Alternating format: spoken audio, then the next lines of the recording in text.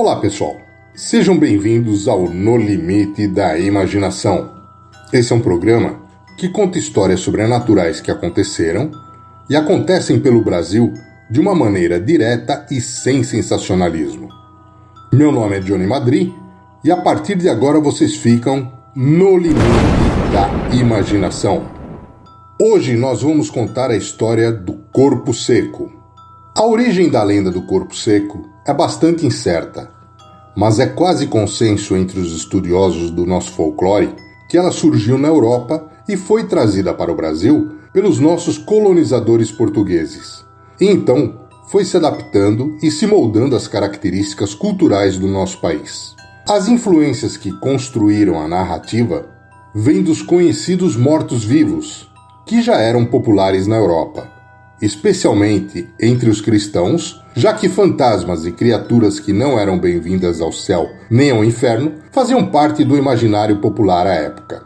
Porém, é importante ressaltar que essa lenda provavelmente recebeu a influência dos negros africanos que foram escravizados e estavam no Brasil, já que, ao contrário do que muitos pensam, a figura do zumbi nasceu da cultura africana. A palavra zumbi vem do idioma africano quimbundo, zumbi, que significa cadáver. Portanto, a lenda do Corpo Seco é uma espécie de colcha de retalhos, já que recebeu influências tanto europeias quanto africanas, além, é claro, da personalidade que foi ganhando conforme foi se formando a própria identidade do povo brasileiro. Bastante conhecido nas regiões sul e sudeste, o Corpo Seco é uma criatura que cometeu grandes maldades durante sua vida, dependendo da versão da história. A mais comum conta que ele teria torturado e depois assassinado sua própria mãe. Por causa desse grande pecado imperdoável, o homem que cometeu esses erros não foi bem recebido no céu, obviamente, mas foi considerado até mesmo maldoso demais para habitar o inferno, então foi devolvido à terra. Porém, não estava mais vivo, então foi condenado a vagar num estado de morto-vivo. Ele foi condenado a vagar pela terra sem poder se alimentar ou descansar. Então, está sempre exausto e bastante estressado, o que cumpre sua maldição, porque ele foi destacado para assombrar pessoas, especialmente aquelas que tenham se desviado do caminho de Deus. A história do Corpo Seco no Brasil começa no século XVII, com a descoberta de ouro no nosso país, em uma cidade chamada Registro, no Vale do Ribeira, interior de São Paulo, que vem a ser o local onde teve início a essa lenda macabra. As primeiras jazidas de ouro do Brasil foram encontradas na região do Vale do Ribeira pelos bandeirantes, liderados por Fernão Dias. O local original do município era um centro de fiscalização desse ouro. Todas as mercadorias eram revistadas e registradas por um agente de Portugal para cobrar o dízimo da coroa portuguesa. Periodicamente, o quinto era enviado à Casa dos Contos, na vila, onde o ouro era fundido e cunhado.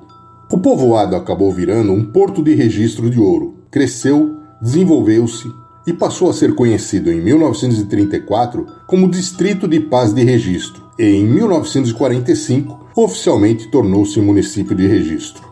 Com a corrida do ouro no século XVII, muitos vieram tentar a sorte no Eldorado brasileiro e entre eles veio um homem sinistro, temido por todos os garimpeiros da região. Seu nome era Miguel Antônio. Dizem que Miguel era um ser maquiavélico. Fez fortuna e muita maldade para os que tiveram o triste desprazer de conhecê-lo. Era meticuloso, tramava contra os amigos e inimigos, enriquecendo cada vez mais e acumulando riqueza. Com o tempo, Miguel Antônio comprou terras, construiu uma fazenda e fez família. Tornou-se o fazendeiro mais rico da região. Mas por causa da cobiça e a loucura pelo ouro, se afastou de todos e foi viver só entre os escravos e os empregados. A família voltou para São Paulo somente com a roupa do corpo, fugindo da sua maldade. Miguel não deixou que levassem nada. E a cada dia que passava, a cada ano, ele se tornava um homem mais severo e ganancioso. A história do fazendeiro Miguel Antônio se espalhou pela região do Vale do Ribeira, Eldorado brasileiro. Todos temiam e comentavam as barbaridades que ele cometia contra seus escravos e subordinados. Os escravos eram condenados à morte por qualquer falha ou suspeita do fazendeiro. Quando já estavam velhos para o trabalho pesado, Miguel os usava para carregar o ouro até a beira do rio e no local mandava o escravo cavar uma cova onde ele próprio era enterrado vivo junto com o ouro. Foram mais de 300 escravos mortos pelo fazendeiro. Contam que uma certa vez ele afundou um barco no rio com homens, mulheres e crianças, muito ouro e sacos de areia que ele havia colocado para o barco naufragar. A ganância levou Miguel Antônio à loucura.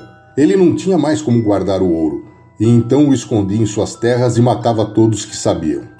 Talvez esse homem tenha sido o maior serial killer do século XVII. Mas como os crimes contra escravos não eram vistos como crime pela coroa portuguesa, Miguel Antônio nunca foi julgado por essas mortes em vida. Segundo o relato de Jandira Ferreira, de 91 anos, filha de Diogo Onça Ferreira, que era também fazendeiro em registro e tinha negócios com Miguel Antônio, ela conta: meu pai era bem novo quando conheceu Miguel Antônio, que já estava com quase 100 anos. Dizem que ele viveu até os 115 anos e por causa da cobiça ao ouro ele não morria. Meu pai dizia que ele era um homem muito ruim e temido por todos. Era tão cruel com seus escravos que ele mesmo falava: Deus a criar e eu a matar, e enterrava vivas pessoas. Ele morreu de uma doença estranha que fazia o corpo queimar. A mulher dele veio de São Paulo para cuidar do enterro, mas antes do velório o corpo sumiu. Dizem que os escravos levaram o corpo e enterraram cachos de banana no lugar. Dizem que nem o céu e nem o inferno o quiseram. Os escravos teriam levado o corpo e feito um ritual, de modo a permanecer preso à vida terrena, mas não mais como uma forma humana. Só que, como era muito esperto, Miguel Antônio deu um jeito de se manter vivo e continuar com suas maldades. Ele vivia da energia de árvores que ele sugava e fazia de sua morada, se misturando aos galhos e com o sangue que ele sugava das pessoas na tentativa de ter seu corpo de volta. Corpo Seco tinha um grande casaco de pele feito dos que ele matava. Mesmo depois da morte, ele continuou causando mal às pessoas e começaram a chamá-lo de Corpo Seco.